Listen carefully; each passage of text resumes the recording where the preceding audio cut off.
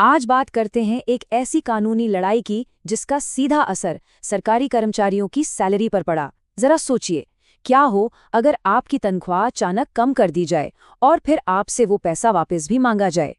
बस 1 मिनट के लिए सोचकर देखिए, आपकी एक नई नौकरी लगी है, आप पूरी मेहनत से काम कर रहे हैं और अचानक आपको एक नोटिस मिलता है कि आपकी सैलरी 30% कम कर दी गई है। और बात यहीं खत्म नहीं होती, जो पैसा आपको अब तक मिल चुका है सरकार कह रही है कि वो भी वापस करो। कैसा लगेगा? यही चौंकाने वाली हकीकत इस पूरे मामले की जड़ है। तो चलिए देखते हैं कि ये पूरा मामला शुरू कहाँ से हुआ। आखिर ये तनख्वाह की समस्या आई कैसे और कर्मचारियों को किस तरह की कटौती का सामना करना पड़ा। ये बात है साल 2020 और 2021 की।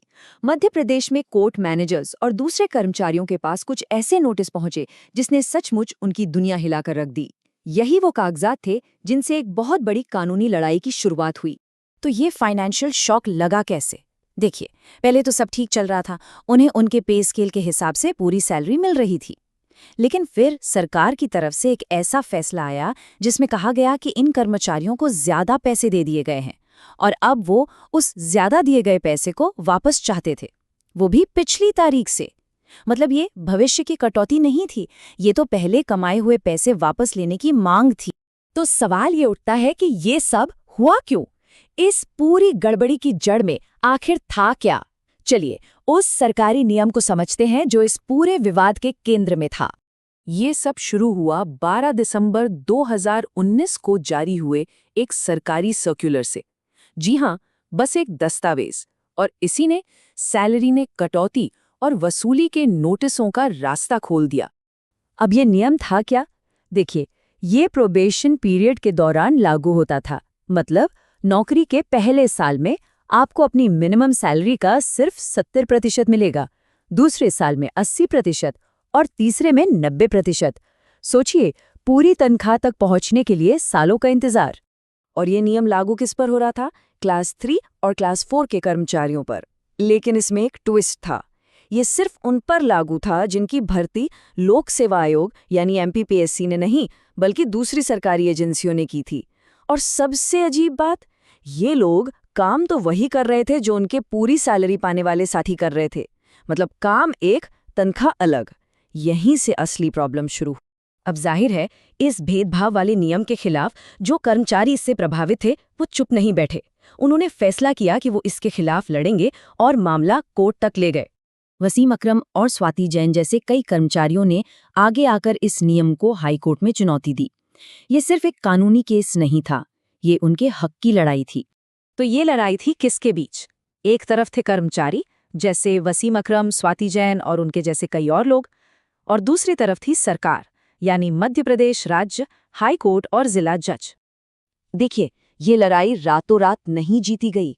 जुलाई 2021 में पहली याचिका दायर हुई, फिर मार्च 2023 में एक और केस इससे जुड़ गया। मई 2025 में एक बड़ी राहत मिली जब कोर्ट ने सैलरी रिकवरी पर रोक लगा दी।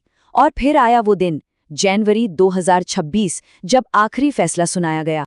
तो अब सबसे जरूरी सवाल, कोर्ट ने अपना फैसला किस आधार पर दिया? कोर्ट की सोच क्या थी और उन्होंने किन कानूनी सिद्धांतों का इस्तेमाल किया? कोर्ट के पूरे फैसले की नींव एक बहुत ही सीधे और मजबूत सिद्धांत पर टिकी थी, समान काम के लिए समान वेतन। मतलब बिल्कुल साफ है, अगर दो लोग एक जैसा काम कर रहे हैं तो उन्हें सैलरी भी एक जैसी ही मिलनी चाहिए। कोर्ट ने साफ कहा कि एक ही तरह के काम करने वाले प्रोबेशनर्स के दो अलग अलग ग्रुप बनाने का कोई मतलब ही नहीं बनता। कोर्ट का सवाल था कि सिर्फ इसलिए कि किसी की भर्ती अलग एजेंसी ने की है, उसके साथ भेदभाव क्यों किया जाए? इसमें कोई तर्क नहीं था। और देखिए, कोर्ट ने अपने फैसले में कितने साफ शब्दों में कहा, न्यूनतम वेतनमान का 70, 80 और 90% देने का कोई कारण या तर्क नहीं है। अगर किसी कर्मचारी को एक पद पर नियुक्त किया जाता है तो वो दूसरे कर्मचारियों के बराबर ही न्यूनतम वेतन पाने का हकदार है। इससे ज्यादा साफ और क्या हो सकता है? तो इतनी लंबी कानूनी लड़ाई के बाद आखिरकार फैसला क्या आया? चलिए देखते हैं। 6 जनवरी 2026, ये वो तारीख थी जब मध्य प्रदेश हाईकोर्ट ने अपना आखिरी और ऐतिहासिक फैसला सुनाया। सबसे पहली और सबसे बड़ी बात, सरकार के जो वसूली के आदेश थे उन्हें रद्द कर दिया गया। मतलब अब कर्मचारियों से कोई पैसा वापस नहीं लिया जाएगा।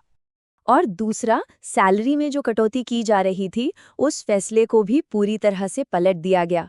ये कर्मचारियों के लिए एक बहुत बड़ी राहत थी। और इन सबके साथ कोर्ट ने समान काम के लिए समान वेतन के उस बुनियादी सिद्धांत पर अपनी मोहर लगा दी।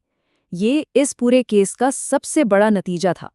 तो इस फैसले का असली मतलब क्या निकला? पहली बात, कर्मचारियों की सारी याचिकाएं कामयाब रहीं। दूसरी बात, सरकार ने अगर किसी से पैसा वसूला था तो उसे वो लौटाना होगा। और सबसे जरूरी, सभी कर्मचारियों को प्रोबेशन पीरियड के लिए उनकी पूरी 100% सैलरी दी जाएगी। ये हर लिहाज से एक जबरदस्त जीत थी।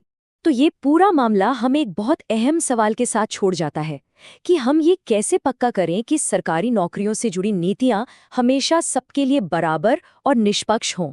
ये एक ऐसा सवाल है जिस पे सिर्फ सरकार को ही नहीं बल्कि हम सबको सोचने की जरूरत है।